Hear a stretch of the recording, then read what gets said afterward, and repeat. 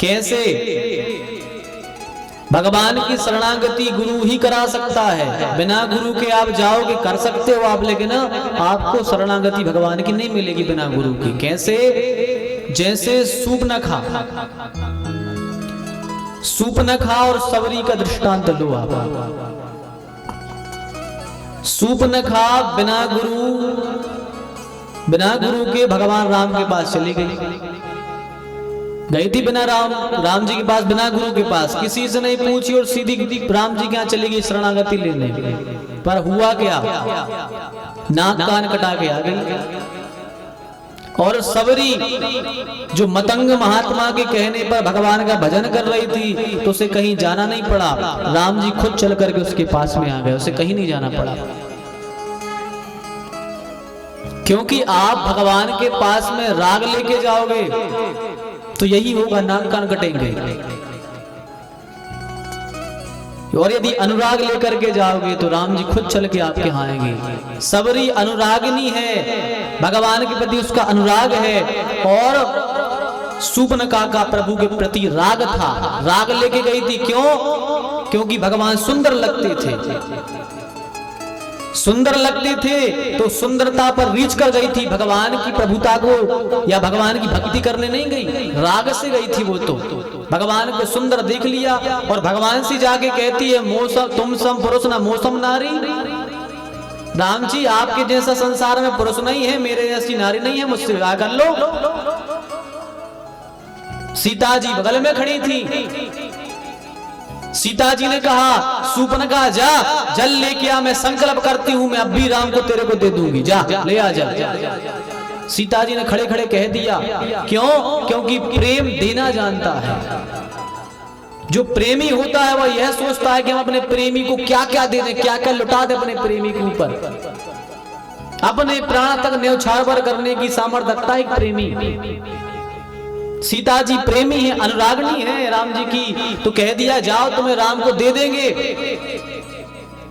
पर सूपनखा राग से आई थी, अनुराग से थोड़ी आई थी, भगवान की भक्ति करने थोड़ी आई, कृपा पाने थोड़ी आई। वो तो राम जी के रूप को देख के आई थी। इसलिए लक्ष्मण जी ने उसके नाक कान काट दिए और भगा दिया। तो बिना गुरु के गई तो नाक कान कटा के आई। इसलिए हमेशा गुरु के द्वारा ही शरणागति हो सकती है। इसलिए जीवन में गुरु बनाना अति आवश्यक होता है। इसलिए गुरु बनाओ और जीवन में गुरु बनाओ और गुरु से ही शरणागति का मार्ग पूछो और सबका कल्याण करो। तो गोस्वामी जी कहते हैं, परहित सरस धर्म नहीं भाई, दूसरों का हित करना ही परम धर्म है। दूसरों का हित कैसे करें भैया हम? अब आप लोग कहो कि दूसरों का हित कैसे करें हम? अरे दूसरों का हित आप एक एक स्वभाव में कर सकते हो, अपने एक एक प्रयोजन में दूसरों का हित कर सकते हो आप। कैसे बताएं? आप सब जन्मदिन मनाते हो, अरे और तो और भैया परहित कैसा किया जाता है ये तो महाराज निमि ने बता दिया। राम जी के पूर्वज थे महाराज निमि।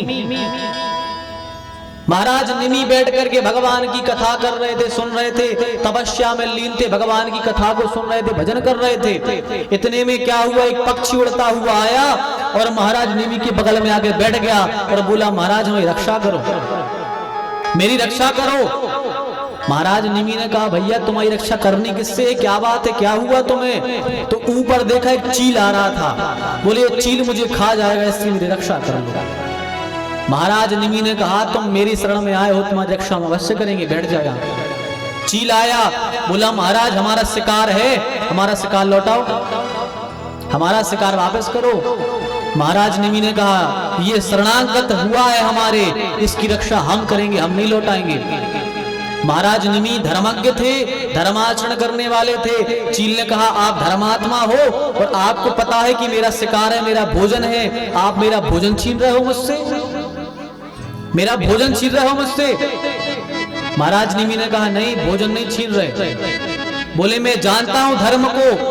तो महाराज निमि ने कहा, कोई और उपाय बताओ। इसको छोड़ दो तुम, बाकी और जो कहोगे वो करेंगे। तो चील ने कहा एक काम करो, अपने शरीर का मांस हमें दो, जितना उसका वजन है उतना मांस अपने शरीर का निकाल के हमें दो, हम तृप्त हो जाएंगे। महाराज निमि ने कहा ठीक है, हम क्षत्रिय राजा हैं, उसकी रक्षा करेंगे, अपना मांस दे देंगे। महाराज निमि ने कहा तराजू लगाओ, एक तरफ पक्षी को रखा, एक तरफ पलड़ा खाली है। महाराज निमि ने बाल काटे, बाल रख दिए, पलड़ा नहीं उठा, नहीं बैठा नीचे।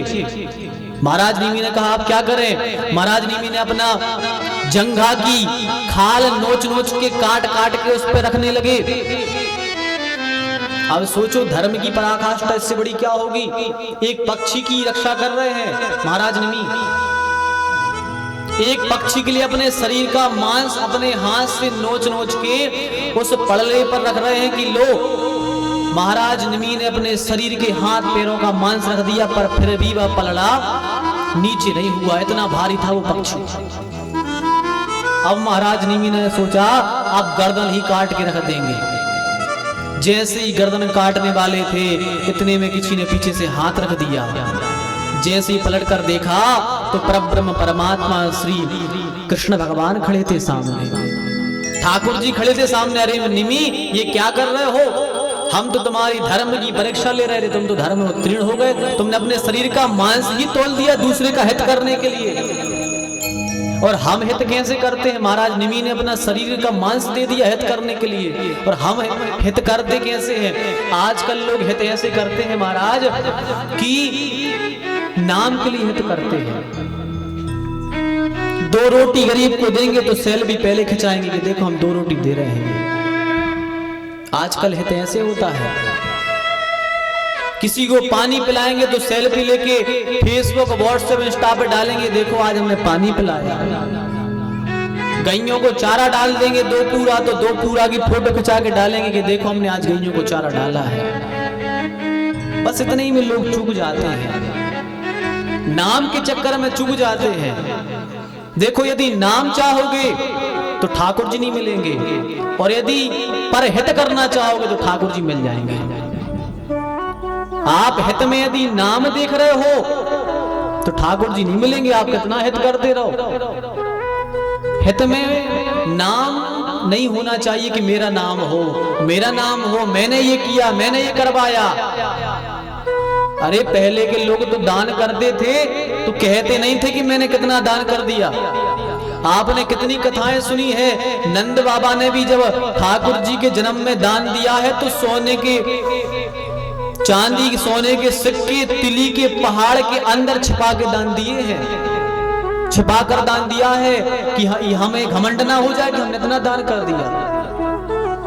आज लोग 2 रुपए भी दान करते हैं तो बता के करते हैं कि हमने आज 10 रुपए 2 रुपए दान कर दिए।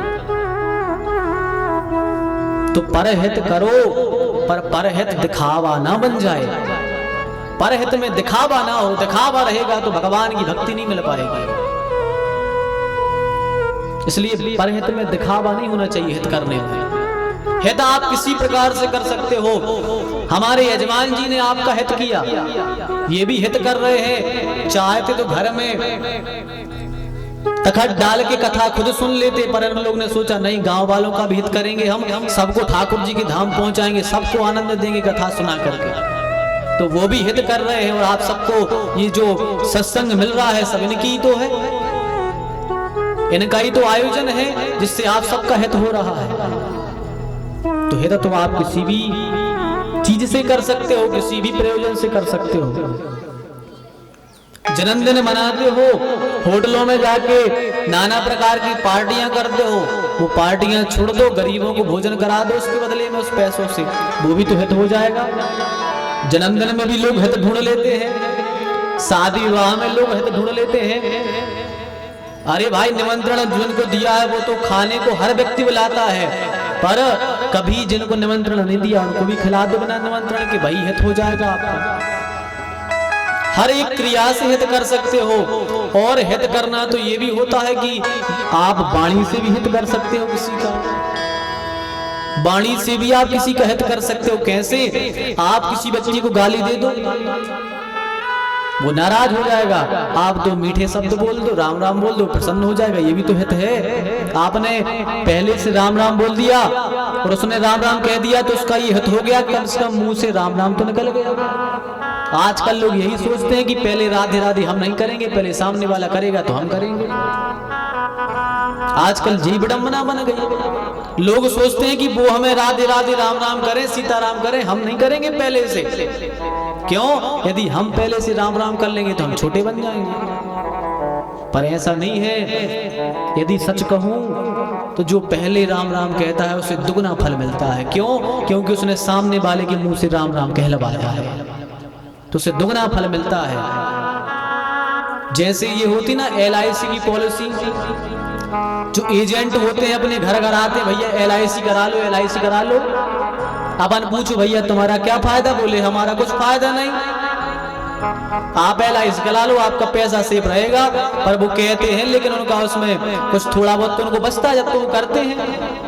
तो जैसे उनको वो परसेंट जोड़ने में उनको परसेंट मिल जाता है, ऐसे आप लोग भी लोगों को भगवान से जोड़ो, उसका भी परसेंट आपको 10% आपको भी मिलेगा। आप यदि कथा सुनने आए हो, ये 100% मिल रहा है। आप दूसरे को कथा में पकड़ कर लेकर आओगे तो उसका 50% आपको मिलेगा, आपका 150% हो जाएगा। पर आज के समय में बात यह है कि लोग भोजन के लिए तो 10 बार पूछते हैं, पर भजन के लिए 1 बार नहीं पूछते। अभी कोई रिश्तेदार अपने घर पे आ जाए, अपन 10 बार कहेंगे अरे भैया एक तो खा लो, अरे आधी खा लो यार, मिठाई खा लो, चाय पी लो। 10 बार कहेंगे खाने के लिए, पर लोग 1 बार नहीं कहेंगे चलो बगल में कथा हो रही, 1 बार भगवान की कथा सुनने चलो। भगवान का कीर्तन हो रहा है, भजन हो रहा है, चलो भजन में चले। ये कोई नहीं कहता।